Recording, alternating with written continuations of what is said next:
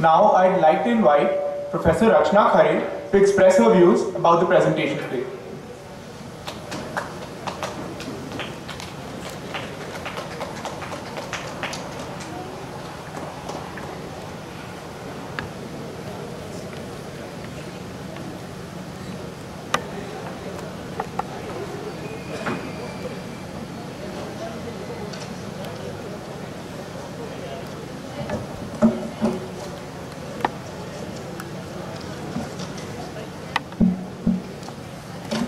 Yeah, good evening, everyone.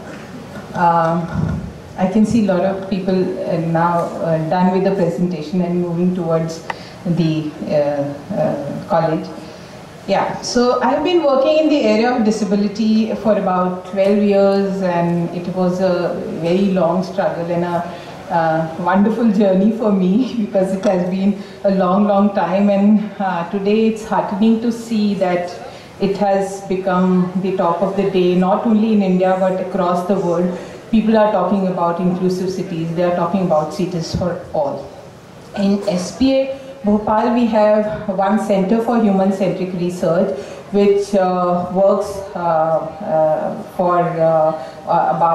with the vulnerable populations for equitable development. We work in the area of ethnographic research methods, social research methods for people-centric design and people-centric planning. If anybody is interested, please get in touch with us. It is coordinated by a group of faculty members, and I am one of them.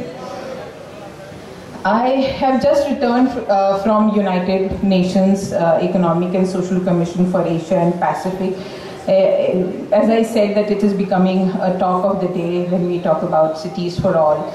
And inclusion is a big question. When we say cities for all is a big question. Who all are we going to talk about? Is it who all are the diverse people whom we'll include in cities for all? When we talk about diversity, it is different in different contexts. It is disparity and diversity both. When we talk about the people, it's the diversity of the people those who are at same level, people those who are at different levels, and then diversity and all means that we are going to include them all. And the best way is the thumb rule is to include lowest common denominator, as Mr. Butch said today in the morning, that when we include lowest common denominator, then we expect that if we are including all most complex conditions, we are also including the conditions which are not so complex. So diversity is defined and redefined over the years to include all diverse populations, and root of inclusion lies in democracy, equal opportunity, non-discrimination, and equitable development for all. Equitable development is when everyone, irrespective of ability, affordability, and all conditions, are able to get education, is able to get employment, all leisure activities, and also, so then it can be done through policy, legislation, through physical planning for all.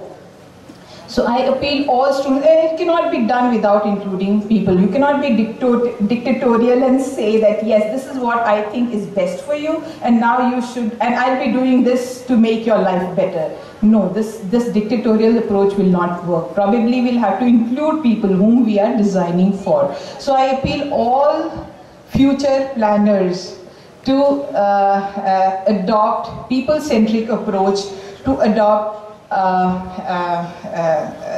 this social unique niche for themselves, where you are able to address needs of the people through social research methods, through ethnographical research methods. And I also appeal all teachers, those who are teachers in planning department and also architecture department, to have to train their students in social research methods, because again, if you don't know how to work with people, and you don't, because data when you collect data from the people, it is overwhelming. You do not really know how to analyze it and how to use it in your plans. So best is to train students and also to know how to involve people to make this world a better place to live in. And also I request all of you to train yourself in ethics, or when you are talking about working with people, because without knowing the right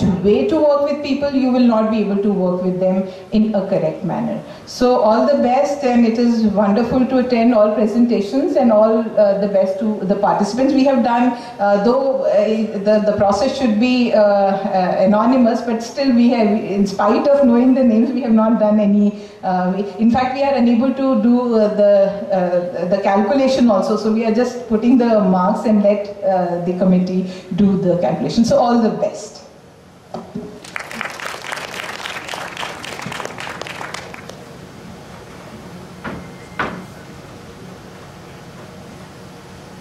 Thank you, ma'am, for sharing your experiences with us today.